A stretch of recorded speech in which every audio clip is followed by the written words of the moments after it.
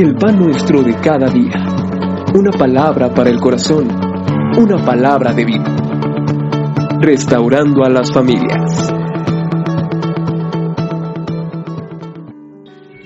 Libro de Éxodo, capítulo número 17, versículo número 8 en adelante.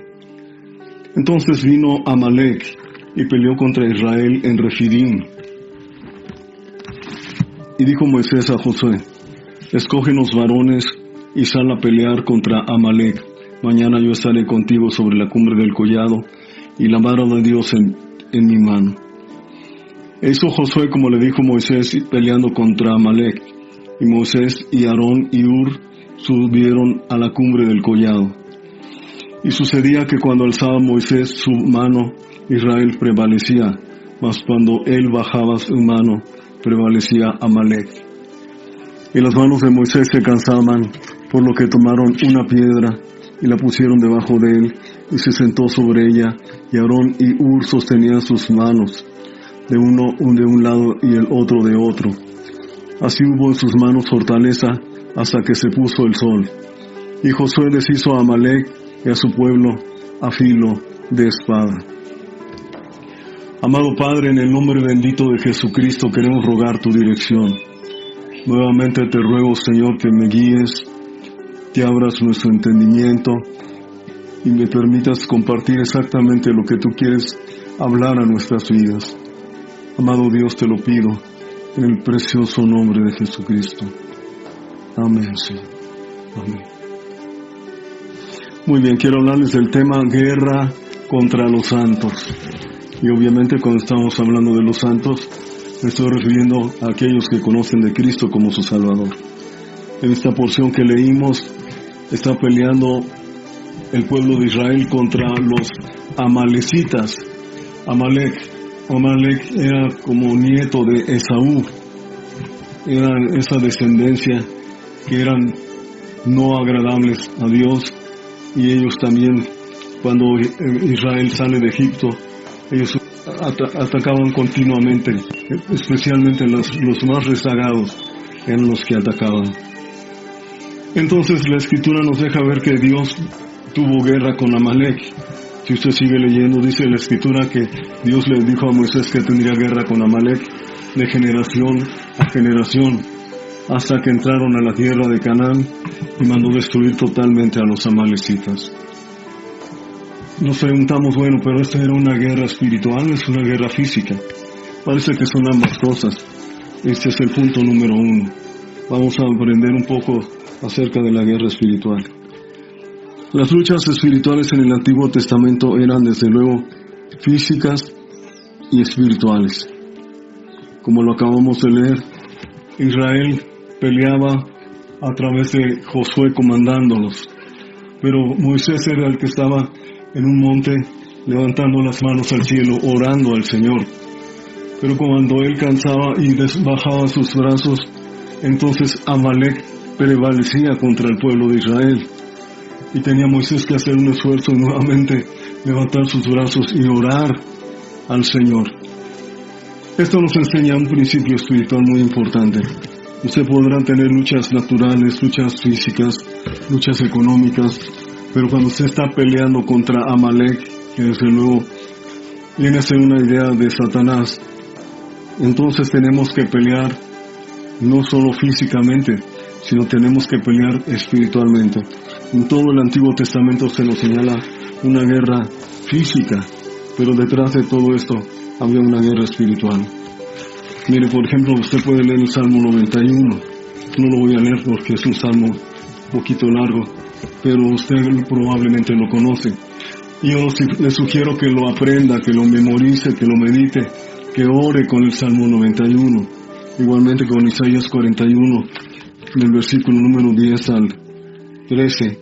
Y va a encontrar usted una riqueza maravillosa de principios bíblicos por un lado, pero por otro lado de promesas que Dios nos da y de la victoria que Él nos da sobre nuestros enemigos. Isaías 41, versículo número 10 dice: no temas porque yo estoy contigo, no desmayes porque yo soy tu Dios que te esfuerzo, siempre te ayudaré, siempre te sustentaré con la diestra de mi justicia, Nota esto. He aquí todos los que se enojan contra ti serán avergonzados y confundidos, serán como nada y perecerán los que contienden contigo.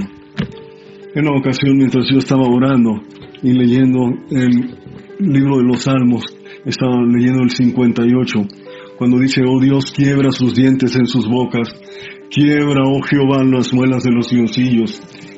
Y orando en base a ese texto, la persona que estábamos hospedando en esos días no pudo quedar en su corazón, quitar la duda y decirme, está orando contra los enemigos de Dios, ¿verdad?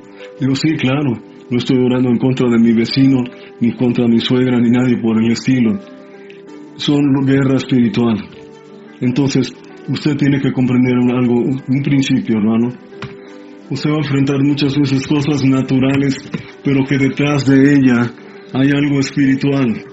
Usted puede enfrentar a una persona que le está robando, pero usted tiene que entender que el verdadero ladrón es un demonio que está en la vida de esa persona. ¿Me estoy explicando? Entonces, como dice la Escritura, no tenemos lucha contra sangre ni carne, aunque muchas veces vamos a tener que enfrentar a las dos. Punto número 2. Cuando el Señor Jesús desciende a la tierra, el infierno se sacude y trata de matarlo. Si usted recuerda ahí en el Evangelio de Mateo capítulo número 2, las Escrituras nos dejan ver que cuando el Señor Jesús nace, inmediatamente Satanás, que sabía quién era Jesús, ojo, sabía quién era Jesús, pero no sabía lo que Jesús había venido a hacer a esta tierra. Enseguida explico más de esto. En Mateo capítulo número 2, versículo número 13, dice la Escritura, después que partieron ellos, he aquí un ángel del Señor apareció en sueños a José y dijo, levántate y toma al niño y a su madre, y huye a Egipto, y permanece allí hasta que yo te diga, porque acontecerá que Herodes buscará al niño para matarlo. Por un lado, efectivamente era Herodes, pero por otro lado podemos entender quién estaba detrás de todo esto, ¿verdad? Y efectivamente José huye con María y el niño, pero Herodes, enfurecido porque lo habían burlado, mata a todos los niños menores de 2 años de esa región. Fue algo terrible, pero bien entendamos quién estaba detrás de todo esto. Entonces el Señor Jesús, ya cuando estaba aquí en la tierra, Satanás sabía qué es lo que estaba haciendo, pero no sabía de qué manera lo iba a vencer. Él pensaba que Jesús venía para establecer el reino mesiánico, donde iba a establecerse en un trono y muchas naciones iban a venir a rendirle culto. Pero no era así. Vamos a ver que también lo trata de vencer tentándolo. Esto ya lo hemos visto en otras enseñanzas. Ahí en Mateo capítulo número 4, versículo del 1 al 11. Nuevamente Satanás trata de vencer al Señor tentándolo. Y de distintas maneras. Otro enemigo que utiliza también es al mismo Judas, ¿verdad? Vamos a leer en Lucas capítulo 22. Esto es muy interesante, porque en ocasiones alguien dice, bueno, es que nada tuvo que ver Satanás fue Judas el que tuvo que ver. No, fue Satanás. Claro, hay oportunidad de Judas, ¿verdad? Y si el diablo haya oportunidad en usted, también usted va a ser usado por el diablo. Entonces no le dio oportunidad al diablo. Evangelio de Lucas capítulo número 22. Dice, estaba cerca la fiesta de los panes sin levadura, que se llama la Pascua, y los principales sacerdotes y los escribas buscaban cómo matarle, porque temían al pueblo. Vea lo que dice el versículo 3.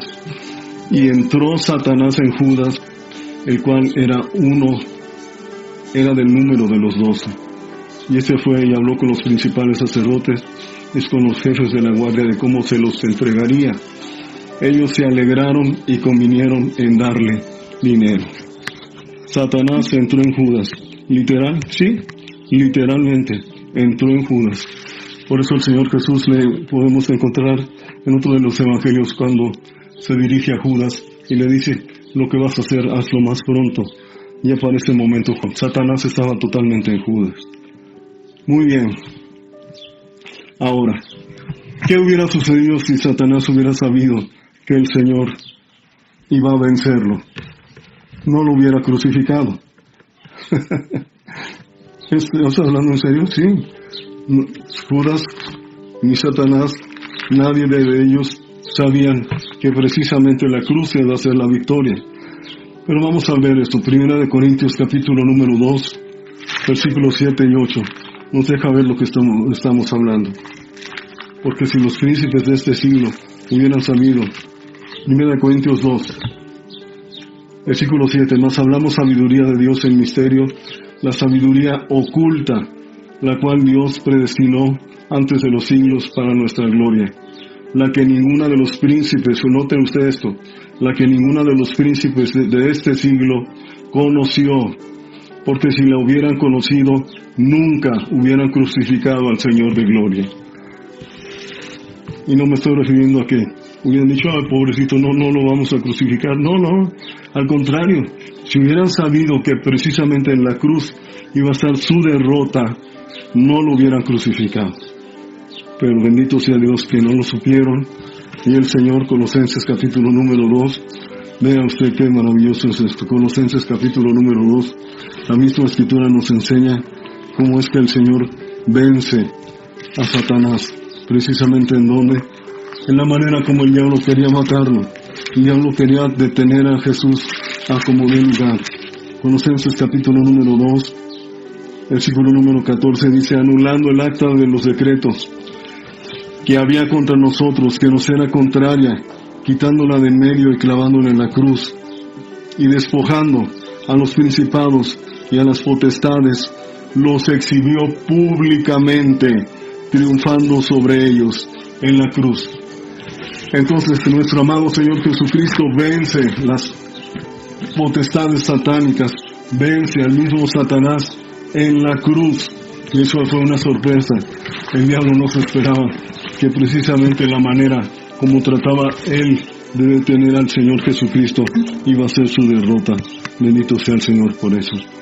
Punto número 3. Reino de los cielos versus reino de las tinieblas. ¿Dónde está usted? ¿Reino de los cielos o en el reino de las tinieblas? Espero que me bien entienda. Cuando estamos hablando reino de los cielos, reino de las tinieblas, aquí en este mundo, en esta tierra que a usted y a mí en este tiempo nos ha tocado vivir, está dividida en dos partes. El reino de los cielos, el reino de las tinieblas. La mayoría de las personas viven bajo la autoridad del reino de las tinieblas. Por esa razón es que hay una confrontación, hay una guerra espiritual. Mire, en el Señor Jesucristo, nosotros somos libertados del reino de las tinieblas. Aquí mismo en Colosenses, capítulo número 1, permítame leer versículo 13 y 14. Dice, el cual nos ha librado de la potestad de las tinieblas, quien Jesucristo, y nos ha trasladado al reino de su amado Hijo, en quien tenemos redención por su sangre, el perdón de pecados, del cual nos ha librado de la potestad que es autoridad. Dios nos ha librado de la autoridad de las tinieblas. Las tinieblas no tienen más autoridad sobre nuestras vidas. Ahora, ¿Satanás se queda tranquilo? Oh, no. Él por todos los medios trata de hacernos volver a estar bajo su autoridad. Por esa razón encontramos en segunda carta a los Corintios capítulo 11 versículo 3 y que dice, pero temo que como la serpiente con su astucia engañó a Eva, vuestros sentidos sean de alguna manera extraviados de la sincera fidelidad a Cristo. Ojo, por medio del engaño, el enemigo puede hacerle volver y estar otra vez bajo la autoridad de él. No lo haga, hermano. Usted ha sido hecho libre. Inciso B. Dios nos ha enviado a anunciar el reino de los cielos. El Evangelio de Mateo capítulo número 10 nos habla de cómo el Señor cuando envía a los apóstoles, aquellas personas que primeramente iban a predicar el Evangelio, y ahora diga, y ahora a mí. Diga, ahora a mí, el Señor me está enviando a predicar el Evangelio. Dice la palabra, yendo predicar diciendo, Mateo 10, 7 y 8. Yendo predicar diciendo, el reino de los cielos se ha acercado. Sanad de enfermos, limpiad leprosos, resucitad muertos, echad fuera demonios, de gracia recibisteis, dad de gracia. Entonces el Señor nos está enviando a predicar que el reino de los cielos se ha acercado. Las personas necesitan escuchar que el reino de los cielos ha venido a ellos para libertarlos. Y usted, amado, va a encontrar oposición. Esto desde luego. El enemigo, cuando usted comienza a hacer esto, inmediatamente lo va a tratar de detener. Si no lo puede detener engañándolo, recuerden por ejemplo lo que sucede en Hechos 16, versículo del 22 al 25. Habla sobre cómo Pablo predica en la ciudad de Filipos, y predicando en la ciudad de Filipos, una mujer todos los días salía y le decía que él era el gran apóstol que les anunciaba el reino de los cielos. Esa mujer tenía un espíritu de adivinación, hasta que Pablo, cansado de estarla escuchando, echa fuera el demonio e inmediatamente los colocan en la cárcel, los golpean las espaldas y los ponen en una cárcel con cepo. Amados, si el diablo no puede detenerte engañándote, te va a engañar, te va a tratar de detener golpeándote. Pero no te amedrentes, mayor es el que está en nosotros que el que está en el mundo. Inciso C, tenemos autoridad y poder. Lucas 10, 17, dice: he aquí os doy potestad de hollar serpientes y escorpiones, y sobre toda fuerza del enemigo, y nada os dañará. Tenemos autoridad sobre el maligno, desde luego que tenemos autoridad. Pero vean lo que dice el versículo 20. Pero no regocijéis de que los espíritus se os sujetan, sino regocijaos de que vuestros nombres están escritos en los cielos. Entonces Dios nos ha dado poder y nos ha dado autoridad sobre las obras de las tinieblas. Tenemos también, amados hermanos, la victoria en Cristo. Usted tiene asegurada la victoria en Cristo. ¿Sabe por qué? Dice 1 Juan 4:4. Hijitos, vosotros sois de Dios y les habéis vencido, porque mayor es el que está en vosotros que el que está en el mundo. Cristo está en nosotros, y si Cristo está en nosotros, mayor es que el que está en el mundo. Bendito sea Dios. Y ellos le han vencido por medio de la sangre del Cordero. Apocalipsis 12:11. Y de la palabra del testimonio, y menospreciaron sus vidas hasta la muerte. Vamos a concluir. En el antiguo pacto había una guerra natural y espiritual. Nuevo pacto hay una guerra totalmente espiritual. Y tenemos que comprenderlo, que si usted es parte del reino de los cielos, usted va a tener que enfrentar al reino de las tinieblas, porque no tenemos lucha contra sangre ni carne. Ahora, ¿cómo enfrentamos al enemigo? ¿Qué armas Dios nos ha dado? Por favor, mañana nos vemos, Dios mediante. Padre, te damos gracias por tu palabra y te ruego, mi Dios, que nos permitas comprender cada vez más y más de ella. En Cristo Jesús somos más que vencedores. Amén.